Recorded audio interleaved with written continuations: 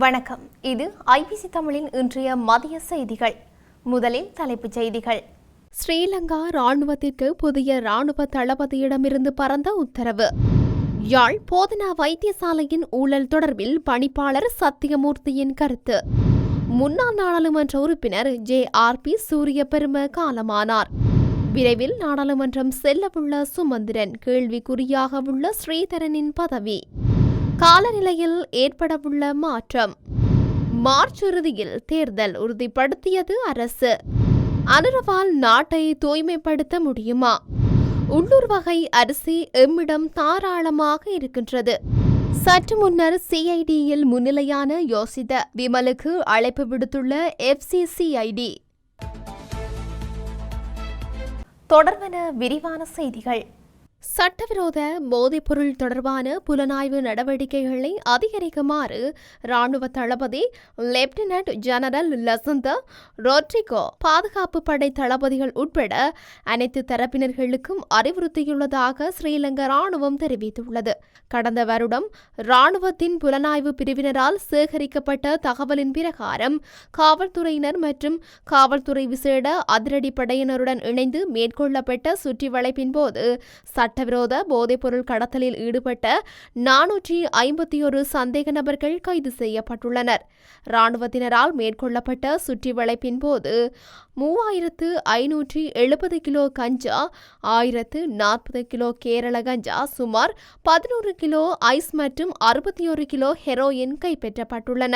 அத்துடன் சுமார் 850 லிட்டர் சட்டவிரோத உள்நாட்டு மதுபானம் மற்றும் 15,000 லிட்டர் கோடா மற்றும் 68 வெளிநாட்டு மதுபான போத்தல்களும் கைப்பற்றப்பட்டு காவல்துறையிடம் ஒப்படைக்கப்பட்டுள்ளன.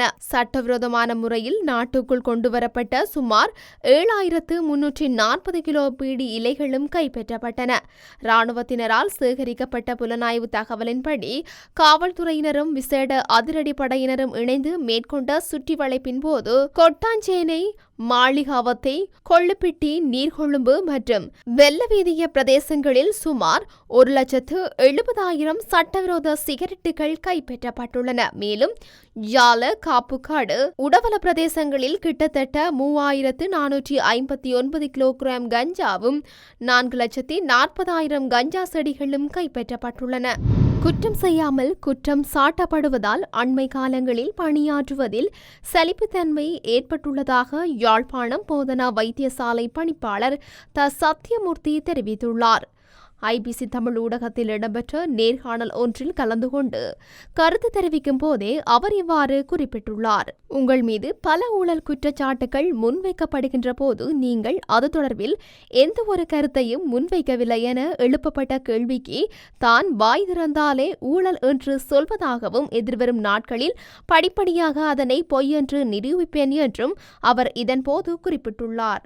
அத்துடன் முள்ளிவாய்க்காலில் இறுதி நாட்களில் காயமடைந்தவர்களில் விடுதலை புலிகளின் மேல்நிலை போராளிகளை சந்தித்து கலந்துரையாடியதாகவும் தனக்கு மட்டுமே தெரிந்த ரகசியம் என்று முள்ளிவாய்க்கால் யுத்தத்தில் எதுவும் இல்லை என்று அவர் குறிப்பிட்டுள்ளார்.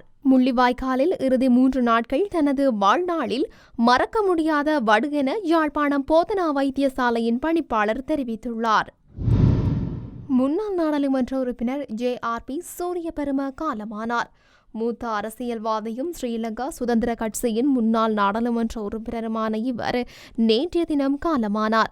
1928ஆம் ஆண்டு ஜூன் மாதம் 8ஆம் திகதி பிறந்த இவர் தனது 96வது வயதில் காலமானார். JRP சூரியபெரும கேகாலை மாவட்டத்தில் தெஹிகம தொகுதிக்கான ஸ்ரீலங்கா சுதந்திர கட்சியின் பிரதம அமைப்பாளராக கடமையாற்றியுள்ளார். இதேவேளை 2010 தொடக்கம் 2015ஆம் ஆண்டு வரையான காலப்பகுதியில் ஸ்ரீலங்கா சுதந்திர கட்சியின் நாடாளுமன்ற உறுப்பினராக பதவி வகித்தமை குறிப்பிடத்தக்க விடயமாகும். சிவஞானம் ஸ்ரீதரனின் நாடாளுமன்ற உறுப்பினர் பதவி விரைவில் பறிக்கப்படும் என்றும் MA சுமந்திரன் இன்னும் 6 மாதங்களில் நாடாளுமன்றம் செல்வார் என அரசியல் ஆய்வாளரும் சட்டவாளருமான ஜோதிலிங்கம் தெரிவித்துள்ளார். ஊடகங்களுக்கு வழங்கிய செவ்வியொன்றிலேயே அவர் இதனை குறிப்பிட்டுள்ளார். சுமந்திரன் மத்திய குழுவை தனது கட்டுப்பாட்டில் வைத்துக்கொண்டு தனக்கு சார்பாக செயல்பாட்டை முன்னெடுத்து வருவதாக ஜோதிலிங்கம் சுட்டிக்காட்டியுள்ளார். ஏற்கனவே தெரிவு செய்யப்பட்ட தலைவராக ஸ்ரீதரன் இருக்கும் நிலையில் அதை விடுத்து CVK சிவஞானத்தை தலைவராக தெரிவு செய்துள்ளமை இதை எடுத்துக்காட்டுகின்றது என அவர் குறிப்பிட்டுள்ளார். இதேவேளை ஸ்ரீதரன் மீது ஒழுக்காற்று நடவடிக்கை எடுக்கப்பட்டு அவரது நாடாளுமன்ற உறுப்பினர் பதவி பறிக்கப்படும் என்றும் அவர் தெரிவித்துள்ளார். இன்றைய காலநிலை மாற்றம் குறித்து வளிமண்டலவியல் திணைக்களம் அறிக்கையொன்றை வெளியிட்டுள்ளது. இதற்கமைய வடக்கு, வடமத்திய, கிழக்கு மற்றும் ஊவா மாகாணங்களில் இன்று முதல் தற்காலிகமாக மழை குறையும் என எதிர்பார்க்கப்படுவதாக வளிமண்டலவியல் திணைக்களம் அறிவித்துள்ளது. மேல் சப்ரகமுவ மற்றும் மத்திய மாகாணங்களிலும் காலி மற்றும் மாத்தறை மாவட்டங்களிலும் மாலை அல்லது இரவு வேளையில் மழை அல்லது இடியுடன் கூடிய மழை பெய்யக்கூடும்.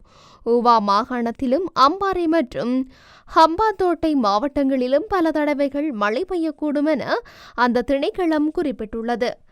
வடக்கு, கிழக்கு, வடமத்திய மற்றும் வடமேல் மாகாணங்களிலும் ஹம்பாந்தோட்டை மாவட்டத்திலும் அவ்வப்போது மணத்தியாலத்திற்கு 30 தொடக்கம் 40 கிலோமீட்டர் வேகத்தில் ஓரளவு பலத்த காற்று வீசக்கூடும். மேல் சப்ரகமுவ மற்றும் மத்திய மாகாணங்களிலும் காலி மற்றும் மாத்தறை மாவட்டங்களிலும் காலை வேளையில் சில இடங்களில் பனிமூட்டமான நிலை காணப்படும் என எதிர்பார்க்கப்படுகின்றது. எதிர்வரும் மார்ச் மாதம் இறுதியில் உள்ளாட்சி சபை தேர்தல் நடைபெறவுள்ளதை ஆளும் கட்சியான தேசிய மக்கள் சக்தியின் செயலாளரும் நாடாளுமன்ற உறுப்பினருமான வைத்தியர் நிஹால் அபேசிங்க உறுதிப்படுத்தியுள்ளார். இது தொடர்பில் கருத்து வெளியிட்ட அவர் கூறியவை வருமாறு: நாடாளுமன்ற உறுப்பினர்கள் மாத்திரமே தற்போதைய சூழ்நிலையில் மக்கள் பிரதிநிதிகளாக உள்ளனர். உள்ளாட்சி சபை மற்றும் மாகாண சபைகளில் மக்கள் பிரதிநிதிகள் இல்லை. எனவே விரைவில் தேர்தலை நடத்தி உள்ளாட்சி சபைகள் தமது பிரதிநிதிகளை தெரிவு செய்வதற்குரிய வாய்ப்பை மக்களுக்கு வழங்குவதற்கு எதிர்பார்க்கின்றோம். அந்த வகையில் மார்ச் இறுதியில் தேர்தல் நடத்தப்பட்டு ஏப்ரல் மாதத்திற்குள் உள்ளாட்சி சபைகளை நிறுவுவதற்கும் உத்தேசித்துள்ளோம் என்றார். 2025 ஜனவரி 1 முதல் நடைமுறைக்கு வரும் வகையில் பொது சேவை உறுதிமொழியை திருத்துவதாக அரசாங்கம் அறிவித்துள்ளது. இதன்படி சுத்தமான இலங்கை திட்டத்தின் ஆரம்பத்துடன் இந்த திருத்தம் மேற்கொள்ளப்படும் என்று பொது நிர்வாகம், உள்துறை, மாகாண சபைகள் மற்றும் உள்ளூராட்சி அமைச்சகம் உறுதிப்படுத்தியுள்ளது. ஜனாதிபதி அனுரகுமார திசாநாயக்க தலைமையில் இந்த திட்டம் ஜனவரி 1 ஜனாதிபதி செயலகத்தில் ஆரம்பிக்கப்பட்டது. இந்த நிலையில் இலங்கையின் சமூக மற்றும் பொருளாதார நிலைத்தன்மையை வலுப்படுத்தவும் அரசாங்க நடவடிக்கைகளின் செயல்திறன்களில் மாற்றங்களை கொண்டு வருவதே இந்த முயற்சியின் நோக்கமாகும் என்று தெரிவிக்கப்பட்டுள்ளது. இந்த நிலையில் இது தொடர்பில் அனுர அரசின் எதிர்கால திட்டங்கள் தொடர்பில் பிரதி அமைச்சர் சுந்தரலிங்கம் பிரதீப் எமது ஊடகத்துக்கு கருத்து தெரிவிக்கும் போதே இவ்வாறு தெரிவித்திருக்கின்றார். உள்ளூர் வகை அரிசி எம்மிடம் தாராளமாக இருக்கின்றது. அதில் எவ்வித சிக்கலும் இல்லை. இறக்குமதி அரிசியிலேயே தற்போது பிரச்சினை நிலவுகின்றது என யாழ்ப்பாண வணிகர் கழக உபசெயலாளர் ஜெகன்மோகன் தெரிவித்துள்ளார். உள்ளூர், வெளியூர் அரிசிகளின் விலை மற்றும் தொடர்பிலான ஊடக சந்திப்பு யாழ் வணிகர் கழகத்தில் நேற்று இடம்பெற்றது. இதன்போது கருத்து தெரிவித்த போதே அவர் இவ்வாறு தெரிவித்துள்ளார். இது தொடர்பில் அவர் மேலும் தெரிவிக்கையில், அரசாங்கம் தற்போது அமுல்படுத்தியுள்ள கட்டுப்பாட்டு விலை காரணத்தினாலேயே தற்போது பிரச்சினை நிலவுகின்றது. கொழும்பில் வாங்கும் அரிசியை நாங்கள் யாழ்ப்பாணத்துக்கு கொண்டு வரும் போது அதற்கு போக்குவரத்து கூலி உள்ளிட்ட செலவுகள் ஏற்படுகின்றது. அவ்வாறு வரும்போது அதனை கட்டுப்பாட்டு விலைக்குள் விற்பனை செய்ய முடியாது. அதனை அரசாங்கம் கவனத்திற்கு எடுத்து செயல்பட வேண்டும். சம்பா, கீரி சம்பா, வெள்ளை பச்சை விற்பனையிலிருந்து நாங்கள் தற்காலிகமாக விலகி இருக்க வேண்டி வரும் என தெரிவித்திருக்கின்றார். முன்னாள் ஜனாதிபதி மஹிந்த ராஜபக்சவின் புதல்வர் யோசித ராஜபக்ச சற்று முன்னர் குற்றப்புலனாய்வு திணைக்களத்தில் முன்னிலையாகியுள்ளார். வாக்குமூலம் ஒன்றை பெற்றுக்கொள்வதற்காக யோசித ராஜபக்சவுக்கு அண்மையில் குற்றப்புலனாய்வு திணைக்களம் அழைப்பு விடுத்திருந்தமை குறிப்பிடத்தக்கது. இதேவேளை நிதி குற்றவியல் புலனாய்வு பிரிவுக்கு அழைக்கப்பட்டுள்ள முன்னாள் அமைச்சர் விமல் வீரவன்ச இன்று சற்று நேரத்தில் குறித்த திணைக்களத்தில் முன்னிலையாக உள்ளதாக அப்பகுதியில் இருக்கும் எமது செய்தியாளர் தெரிவித்தார்.